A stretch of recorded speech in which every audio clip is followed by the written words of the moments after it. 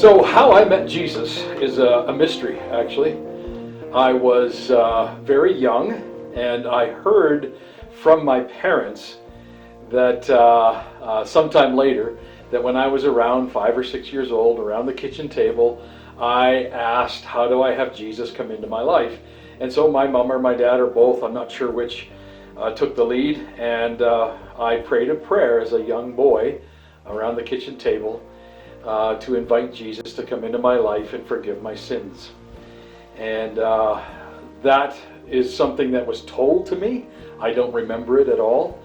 But I do know that my mom and my dad became Christians around the same time, maybe a little bit before I became a Christian. And it definitely made a huge impact in their lives. And so I had the vision, or I had the people who had, who cared about me the most, who had had a life-changing experience with Jesus themselves, be my parents, which was awesome. And as I grew up, I've told people before that I had a bit of a sort of a cat and mouse relationship with God. Especially in the summer, I would go to Bear Lake Bible Camp, and I would be just, close to Jesus and sing the songs around the campfire. And about a week or two after, I was on fire for Jesus. And then I would kind of cool off, and I would sort of go back to just being Kevin, silly guy, always looking for a joke, or always looking for me to push the rules or to stretch the rules or whatever, constantly getting myself into trouble.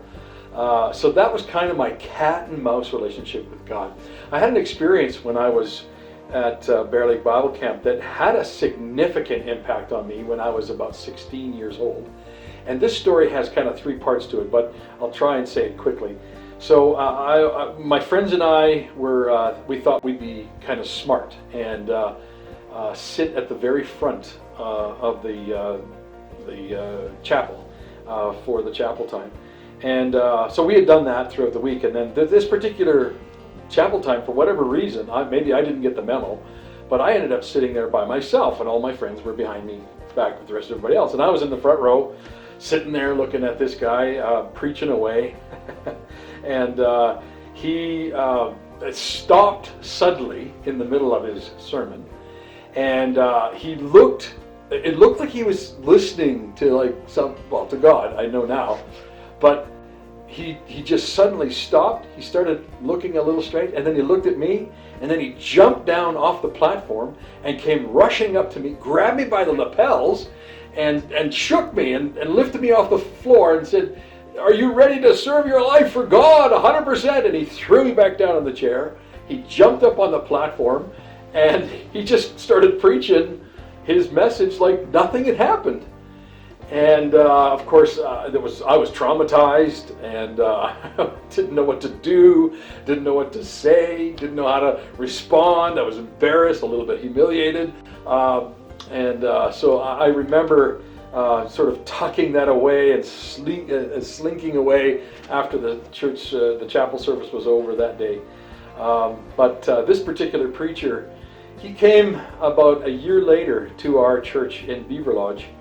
And my mom and dad invited him over for coffee, and I just remember my room was downstairs in the basement, and I remember I am not going up there. I don't want to have coffee with that guy. He freaks me out too much. But of course, the rules of the house, mom and dad, come on, get up here, Kevin, we're waiting for you.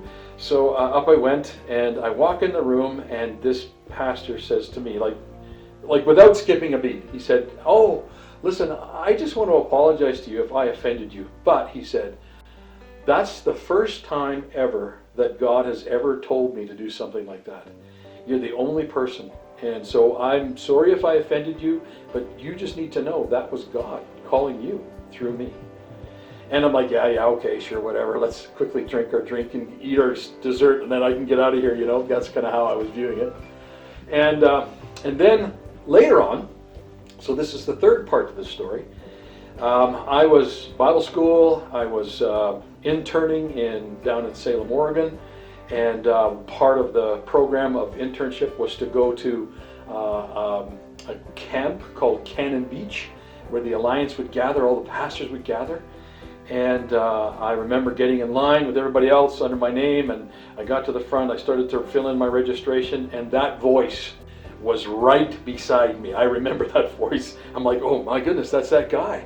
And I looked up at him, and he looked at me, and he just, again, without skipping a beat, he said, again, I want to tell you, like, I'm years older now, I want to tell you, God never told me to do to do what I did to you, to anyone else in my life and in my ministry life. Only you. And then he just paused for a second, and I want you to look where you're standing.